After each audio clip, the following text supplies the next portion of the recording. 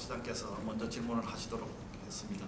이건 정확하게 제가 6분 시간을 드리겠습니다. 6분 내에서 박 의원님께서 활용하셔서 정 후보 정책에 대해서 궁금하신 내용들을 묻고 답하시면 되겠습니다. 그럼 지금 박 후보께서 먼저 시작하도록 하겠습니다. 예, 저는 마을 공동체나 사회적 경제에 대해서 방금 이념적으로 문제 제기하신다든지 이런 것도 안 하겠다고 하시는 것은 정말 시대의 흐름과 반대로 가는 것이다. 그리고 거기에 얼마나 많은 분들이, 다양한 분들이 일을 하고 있는데 그걸 이념적으로 그렇게 규정하신다는 것은 저는 그분들에 대한 명예훼손이라고 생각이 되고요. 마을 공동체는 작년도에 유력 일간지에서 올해의 히트 상품으로 꼽힌 것입니다. 저는 그런 어떤 일반의 평가에 굉장히 어긋나는 것이다 이렇게 생각이 되고요. 저희들이 분석한 바에 따르면 우리 정 후보님의 공약 전체 64개 중에 약 54개인 82.8%가 서울시가 이미 추진하고 있는 것으로 이렇게 밝혀졌습니다. 그러니까 임대주택 공급 확대 정책이라든지 공동주택 아파트 관리비 거품을 제거하는 거라든지 이런 게 대표적인 것이고요. 그리고 이제 우리 정 후보님이 공약 중에 순수하게 새롭게 제시하고 있는 공약은 6개인데요. 근데 그 중에 그것도 대부분 전임 오세훈 시장님 시절에 이렇게 좀 감사원에서 지적이 된다든지 또 70년대 개발 사업들이 대부분입니다. 저는 서울시장에 도전하시는 분으로서 좀 새로운 정책에 대한 그런 고민이 조금 부족하신 게 아닌가. 새롭게 처음으로 도전하는 분이라면 저는 우리 시대에 좀 통찰력과 해안을 가지고 어떤 새로운 이런 어떤 공약이나 이런 정책적 고민이 좀 더 계셔야 되는 게 아닌가 이런 질문을 드리고 싶습니다. 박 후보님께서 저희 공약 64개를 검토해 주셨다는 걸 일단 감사를 드리는데요. 저는 3사만 서울 88한 경제 88 64 발표했지만 저는 그것이 저의 절반이라고 제가 앞으로 할 일의 절반이라고 말씀을 드렸고요. 근데 그 중에서 새로운 거는 6개밖에 없지 않냐. 가령 임대주택 하겠다는 거 누구나 하지 않냐. 그건 맞는 말씀이에요. 근데 저는 임대주택을 10만 원 하겠다고 했습니다. 4년 동안 10만 원 하기 굉장히 어려울 겁니다. 저는 할 수 있다고 저는 생각을 해요. 근데 6만 원 한다는 거하고 10만 원 하는 건 좀 새롭다고 좀 봐주실 수도 있지 않나 이런 거고요. 우리 박 후보님이야말로 뭐 한전 부지 코엑스 묶어서 뭐 하시겠다 요즘 말씀하시는데 그건 진짜 오세훈 시장께서 4, 5년 전에 한 거라고 이런 말씀 하시네요.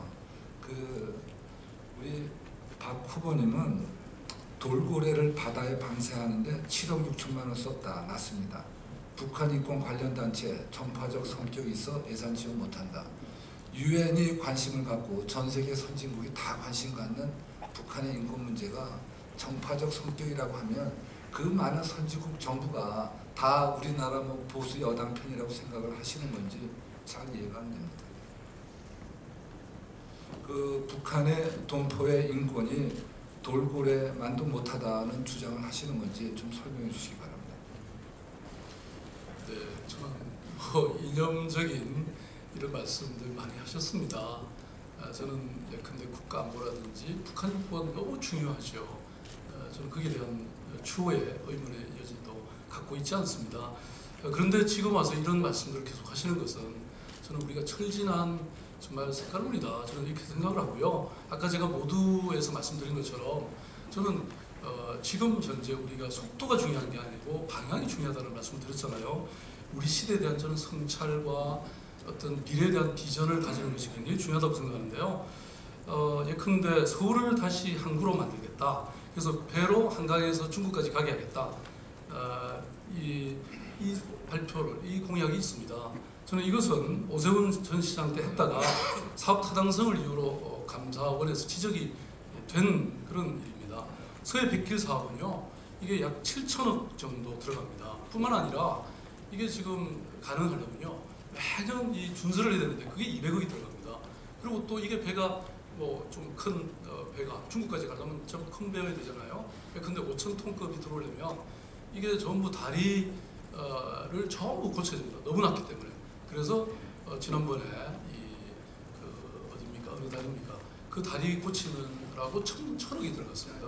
양화대교, 박 시장 양화되고 1분 더 남았습니다. 네. 그래서 저는 이런 부분은 정말 과거의 전신성 행정, 뭐 토건 공약, 전신성 공약이 아닐까 이렇게 생각하는데 결국 시민의 부담으로 돌아가는 거 아닙니까? 어떻게 생각하십니까? 우리 박 후보님께서 질문을 마무리하시면서 전시성 토건 사업이다 이런 말씀하셨는데요. 제가 오늘의 토론을 준비하면서 우리 박 후보님 말씀 들어보니까 참 이해하기 어려운 게 이렇게 하세요. 항상 토건 사업 하지 않겠다 이렇게 하는데요. 토건 사업이란 단어는 50년대 쓰던 단어죠. 그 오래된 단어 다시 끊어 나올 때는 그것을 안 하겠다는 폄하하는 건데요. 그러면서 동시에 SOC는 하시겠다고 해요. SOC는 뭐죠? 도로, 철도, 가스, 통신인데 전부 토건 사업이죠. 토건. 요즘은 토건이라고 안 그러죠. 토목. 또 건설의 시대는 가고 건축의 시대가 왔다. 이런 말씀을 하셨어요. 건설은 건축과 토목을 합친 겁니다. 그래서 우리 박 후보님께서는 죄송하지만 본인 하시는 말씀을 좀 잘 좀 이해하기 좋게 해주셔야 된다고. 자, 정 의원님 실례합니다만 그다음에 지금 운하를 감사원에서 뭐 잘못됐다고 했다는데 감사원의 그 감사는 6가지입니다. 뭐 배상, 시정, 징계인데 마지막 단계가 통보인데요. 이거 통보받으면은 준비 잘해서 잘하라는 뜻이고요. 그 새로 돈 들어갈 거 하나도 없습니다. 선착장 하는데 2,300억이면 다 되고요. 그 다음에 그 운하 만드는데 2조 5천억을 중앙정부가 썼습니다. 이거 누구라도 저는 활용해야 된다 생각하고 있습니다.